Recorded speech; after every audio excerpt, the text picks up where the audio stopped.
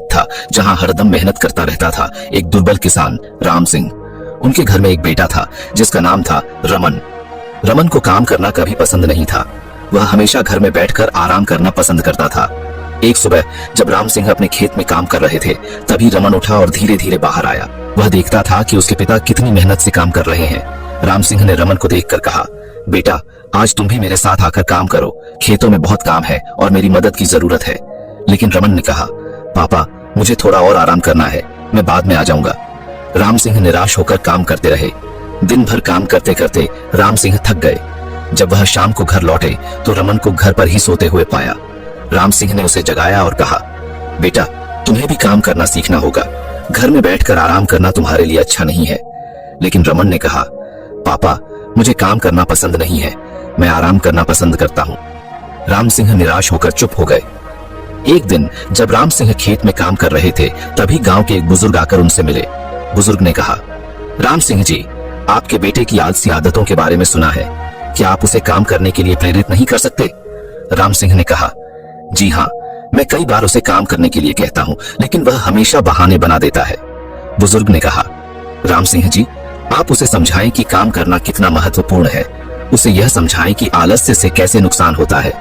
राम सिंह ने कहा, ठीक है, मैं उसे समझाने की कोशिश करूंगा। वह बुजुर्ग से विदा लेकर घर लौट गए। रमन की आलसी आदतें अब उसके पिता राम सिंह को गहरी चिंता देने लगी थीं। वह अक्सर अपने दोस्तों के साथ समय बिताता था और खेलने में व्यस्त रहता था, जबकि उसके पिता खेतों में मेहनत करने में लगे रहते थे।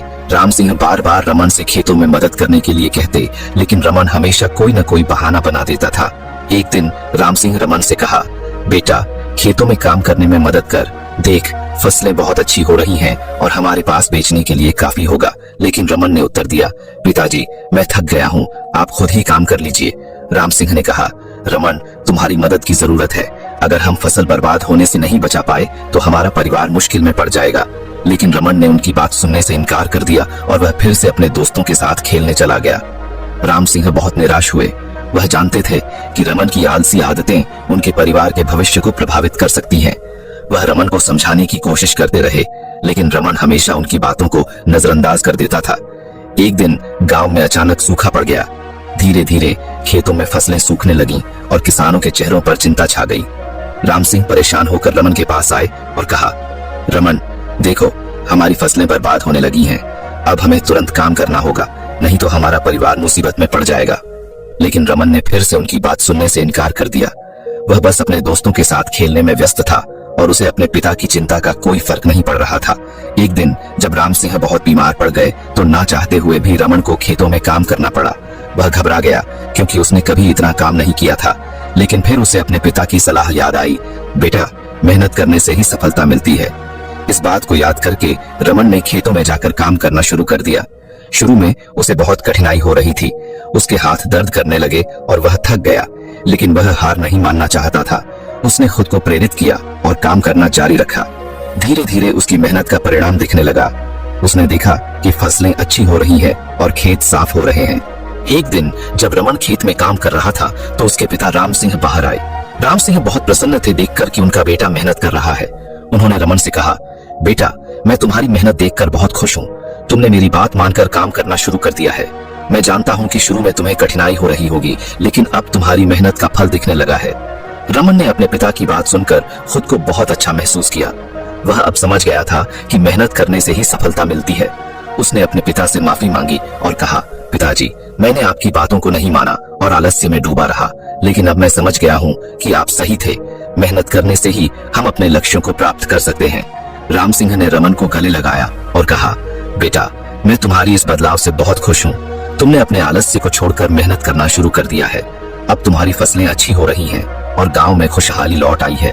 मैं जानता हूँ कि तुम्हारी यह सफलता तुम्हारी मेहनत का ही परिणाम है। रमन ने अपने पिता की बातों को ध्यान से सुना और उन पर गौर किया। वह अब समझ गया था कि मेहनत के बिना कोई भी सफल नहीं हो सकता। उसने अपने आलस्य को छोड़कर खेतों में काम करना जारी रखा और धीरे धीरे उसकी मेहनत का फल दिखने लगा। गांव के लोग भी रमन की मेहनत और उसकी सफलता से प्रभावित हुए।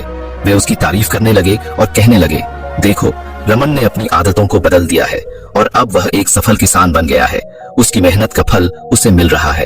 एक दिन गांव के मुखिया रमन के पास आए और उससे कहा, रमन तुमने अपने जीवन में बहुत अच्छा बदलाव किया है। तुम्हारी मेहनत और जिम्मेदारी का हम सब गवाह हैं। तुमने हमें यह सिखाया है कि कैसे एक व्यक्ति अपने जीवन में सकारात्मक बदलाव ला सकता है। रमन ने मुखिया के शब्दों पर गौर किया और उनका आभार व्यक्त किया। वह अब समझ गया था कि आलस्य से कितना नुकसान हो सकता है और मेहनत का कितना महत्व है। उसने अपने पिता की बातों को हमेशा याद रखने का संकल्प लिया ताकि वह अपने जीवन में और प्रगति कर सके। इस प्रकार रमन की कहानी एक सफल यात्रा बन गई, जिसमें वह अपने आलस्य को छोड़कर मेहनत करने लगा।